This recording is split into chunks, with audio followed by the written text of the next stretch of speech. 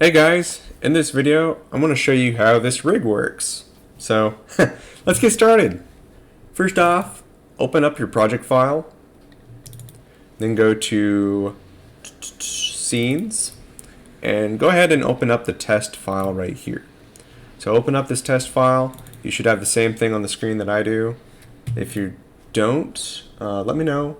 You should be able to go to workspace, general, and restart current workspace, or reset current workspace, and you should get the same screen that I have. If you get this little error message, don't worry about it, just say okay, and yeah, let's get to it.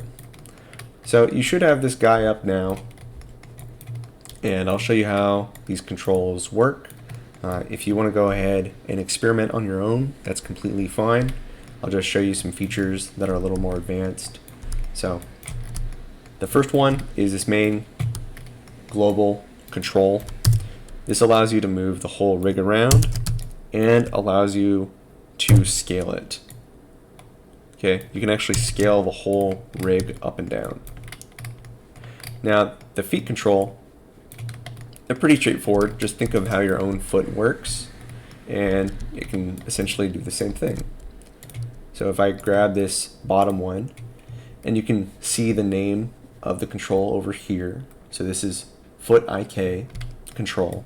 C is for control. I can move it around. I can rotate it. And I can't scale because your foot doesn't scale.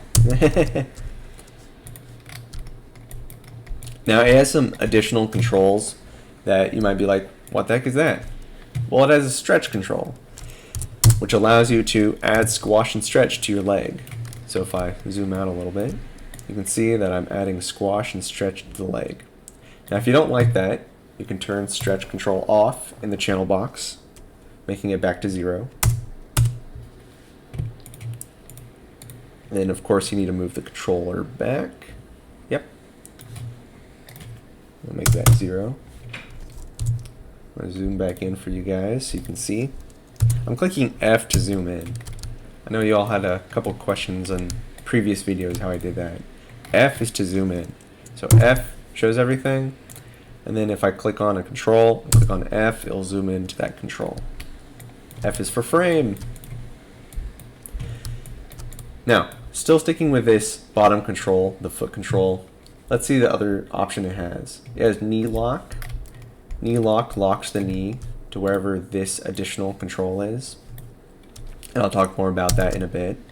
So if I go to knee lock, turn that to 1, you can see that it locks into that control. The next one is foot tilt. So if I click on this tilt control, I can either change the value there, or you can click on the word foot tilt, hold down shift, middle mouse click and drag to the left and right. Yep. So now you get this foot tilt. Same thing here. I can click on the words, heel ball, hold down shift, middle mouse click and drag, left and right. So now it's rotating from the heel or the ball of the foot. Toe up and down, we'll move this part. Same thing. I clicked on the words, shift, middle mouse click, drag left and right. Now it's waving. The foot's waving. That's not what a foot does. Now ball swivel. It's going to swivel from the ball of the foot. So yeah. Now, this control right here looks like a croissant, right? That is the toe control. This allows you to rotate it from the toe of the foot. Goes in all different directions. This arrow in the back can change it from IK to FK. Now right now we are using IK controls. This allows me to move the foot in any direction, like so. And then I can change the knee orientation with this control right here. Okay? And with this control, I can change how the knee is facing. So if I want the knee to face where the foot is facing, so let me rotate that foot out. I can click on this like little arrow pad. Go to the channel box to follow and change main to foot. So now the knee will rotate to the foot.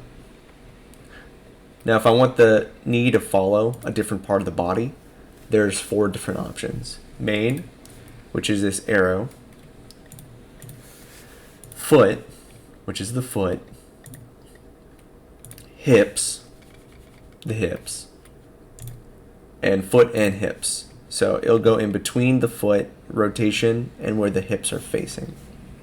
I'm going to keep it on main for now. And I'm going to go ahead and move my foot back to that starting position. Now what are FK controls? Now FK controls allows you to, I want to go back to that arrow I showed you guys earlier. Go to the channel box, make that 1 for FK controls.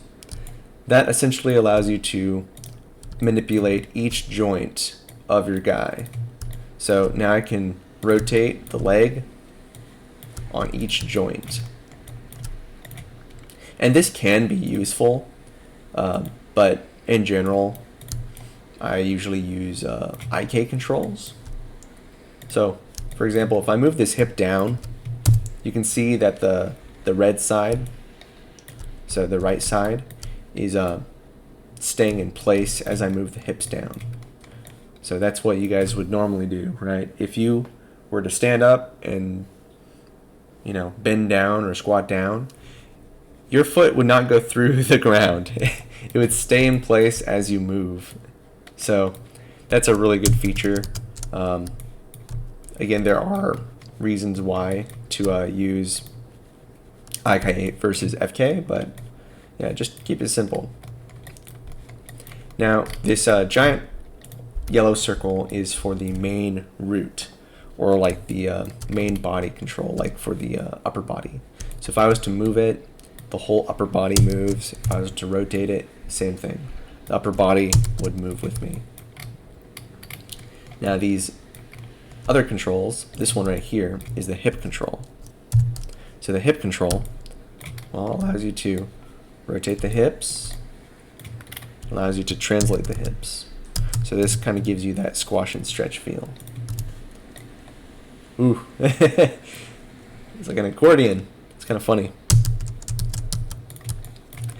Now these controls on the back are for the back. So each one has a different type of rotation.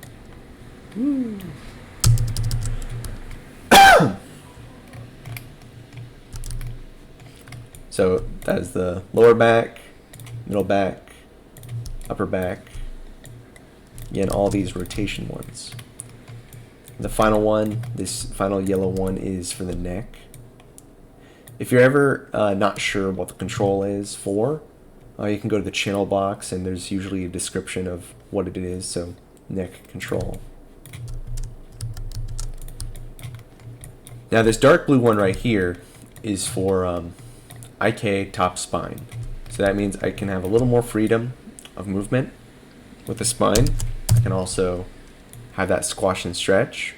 There's that accordion-like feature. Then we got the head control up top. So this head control, well, allows you to move the head. Whee! It allows additional head control over here, so head orient. So if I was to move the body around, let's say I move it sideways. If you keep head orient 1, the head will move with the body. But if you make it 0, it'll try to stay upright. See that? The head will try to stay upright. So I want to rotate the hips. You can see that's staying upright. I'm breaking the rig. I do not recommend that. But in this testing file, go ahead, break it if you want. It is for funsies. Now right here is the clavicle. So think about your own clavicle and how it moves. That's essentially what that control is there for. Then we got the shoulder joint. Moves your whole arm, just as the shoulder does. We've got the elbow joint, which only moves in the Y rotation. Now, if this is supposed to move like a person, why can I break the elbow? Well, this is so you can make things a little more dramatic for like overlap, fall through, action, and just other principles of animation that we've gone through. Then we got the wrist control, so it can be pretty flexible. Ooh, too flexible. We got this palm control, which is this rectangle, so move the palm around, and then individual finger controls to rotate with. If you select multiple at the same time, you have a little more freedom of rotation. So see how you can rotate more at the same time.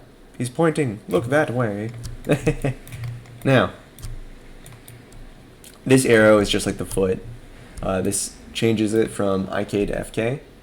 Now for the arms, I would recommend you guys use the FK controls. Just because I feel like it's more precise on moving, and I feel like it's just easier. But for posing, if you want to switch from IK to FK, that's fine. Future assignments, you definitely want to stay with FK. Now, why would IK be useful? If for some reason you had your hand placed on, let's say, a table. I'm going to just do this quick example. So let's say for some reason your hand is just right here, right? And you want to keep your hand there. Maybe it's stuck, or maybe you're trying to catch yourself. So if I move the body, just like the foot, it'll stay right there. Now it doesn't have stretch on, so if I turned on stretch, it really will stay there. Yeah. I like the stretch controls. It reminds me of One Piece. Whoa, I think I just broke it. But yeah. Have fun with it, see what you can do. Let's see other controls in this hand control. That's the main one you really should be worried about is stretch and elbow lock. So you can mess around with elbow lock. That is just like the knee lock, locking to this joint right here, this extra control. So let me turn that back. So yeah, I think that was pretty much it. Go ahead and use the test file, mess around with it, see what you can do. Break the rig if you want. Woo! Move him around. Make him like, wee! I'm just being silly at this point. Yeah, have fun with it. When you're ready, go ahead and go to the next video, and I'll show you how to start on the posing assignment. So, yeah. If you have any questions, let me know in class. Or email me.